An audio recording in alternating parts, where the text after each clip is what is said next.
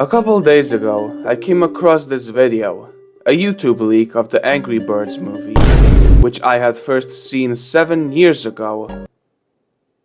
Holy Ankh. I proceeded to rewatch it, and surprisingly, for a pirated version, it was actually of decent quality and uninterrupted by any random anti-crypto AI gambling scam like most other piracy websites.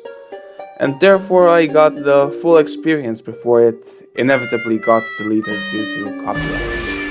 Oh well. And let me tell you, unlike a lot of movies I used to watch back then, this one I consider peak to this very day.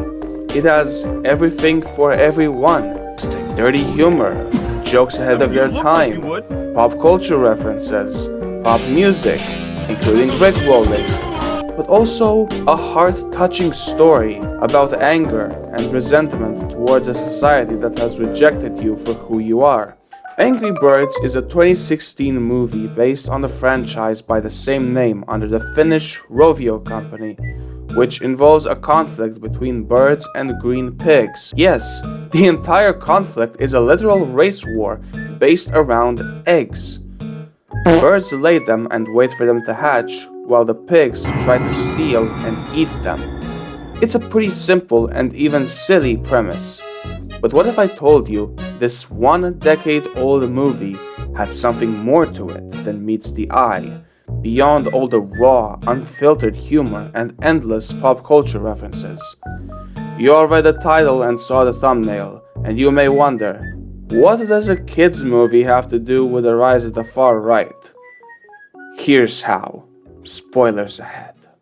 The story focuses on Red as the main character. Red has a core flaw that is relatable to a lot of people, including myself. Anger issues. And throughout the first half of the movie, this only gets him into trouble, as anger is generally frowned upon in bird society. There seems to be a very peace-loving and radical tolerance society where anything goes, except anger. The worst punishment allowed by their law is anger management classes. Sure, whatever.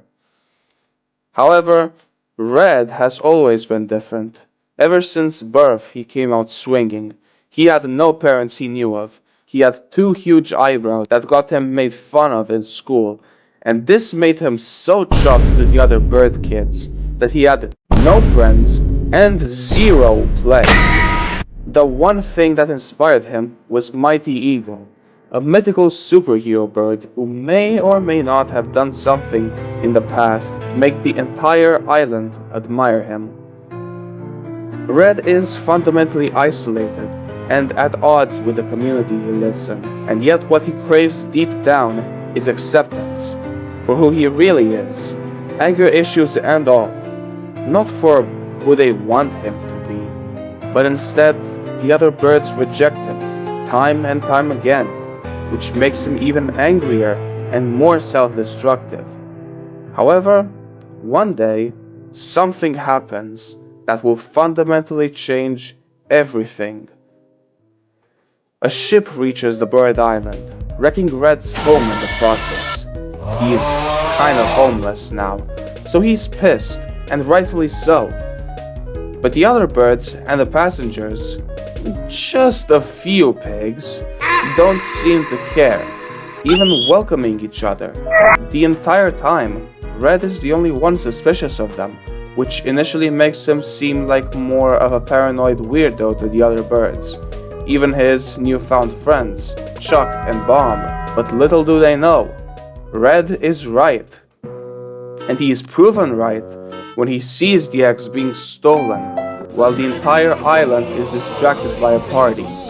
And I gotta say, all these guys are dumb as hell. So you're telling me an unknown ship coming from nowhere one day, bearing some otherworldly folk who talk funny and have a borderline obsession with their unborn children raised zero suspicion from anyone but Red? You just accepting these pigs because they're charismatic dangle some fancy tech gadgets in front of you and appeal to your interests? Huh, that's actually weirdly realistic. This is where the movie makes its subtle attempt to warn us, the viewers, aka the birds, of the real-world equivalent of the pigs. Who do you know of that is charismatic on camera, appeals to a large population's desires, and oogles many people with promises of untold and unheard of advancements in all domains that exist? This can be interpreted in a plethora of different historical and social contexts, including but not limited to the conquistadors landing in the Americas, the Nazi takeover of Europe, and even modern-day billionaires and politicians finessing millions with their power and influence, as well as LARPing any common interests under the sun just to convince us they're not so different from us, the common folk. They too can be fans of what we are, but it's all a front, a blatant lie used to further their agenda of hoarding power, just like the pigs used it to hoard all the eggs. And by the time everyone realizes what happened, it's way too late. The eggs are gone, the pigs have all but departed, and Red gets proven right. And this is where we get to my favorite scene in the movie. All the birds are gathered together, asking Red for advice, something he's never been in a position for, and he tells them the game plan. They must all work together to build a boat and set sail to Piggy Island to recover the eggs ASAP. I love this scene, not just because a character was all but disregarded was proven right, but because everyone there finally wakes up and takes immediate action against the wrongdoers. I sincerely wish we here could also come together on such a large scale to demand change, justice, freedom of expression, and a halt of wealth inequality. But oh well, a man can only dream in capitalism. The rest of the movie is focused on the birds' quest to get their eggs back, using the pigs' technology against them, particularly the slingshot. Oh, there's the core gameplay from the original games. Red, Chuck, and Bomb go right for the castle and save the eggs from being boiled, with some help from Mighty Eagle. Notice I barely mentioned him, so I will now. Mighty Eagle is a jaded hero. He is tired of saving the world and wants to simply keep the front of being a legend without others seeing him for who he really is. We don't know what he did to make the island worship him to the point of building a statue of him, but he clearly doesn't live up to the hype. At least, not yet.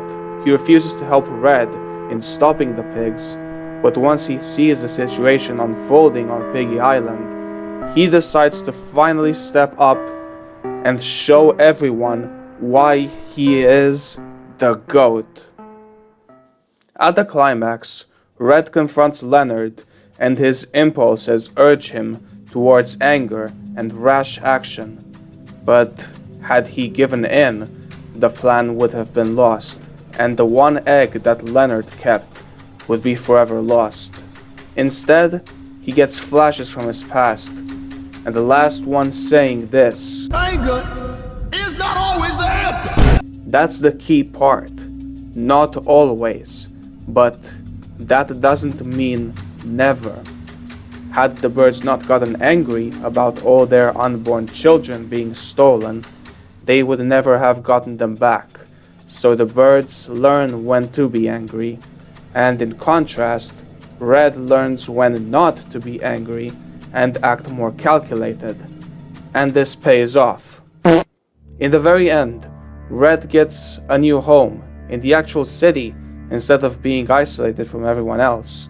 And he gets what he's always wanted: validation and acceptance from others. This was a very fortunate and lucky ending for the birds, as things could have easily gone wrong at any point. If we look at North America and Europe, most far-right regimes came to power because the perpetrators knew what course to strike with the majority in order to come to power and to stay in power.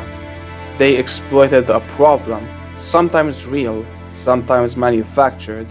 The end result was the same. They won, just like the pigs won.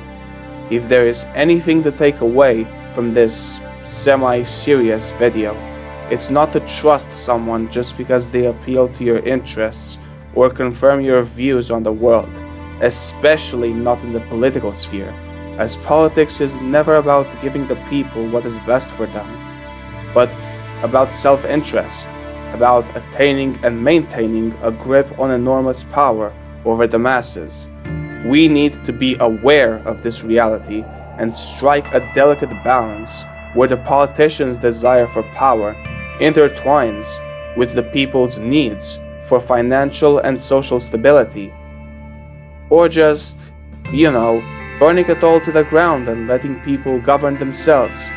I don't know which one is more realistic or more comfortable for the majority, but in my humble and honest opinion, either one would be better than what we have now.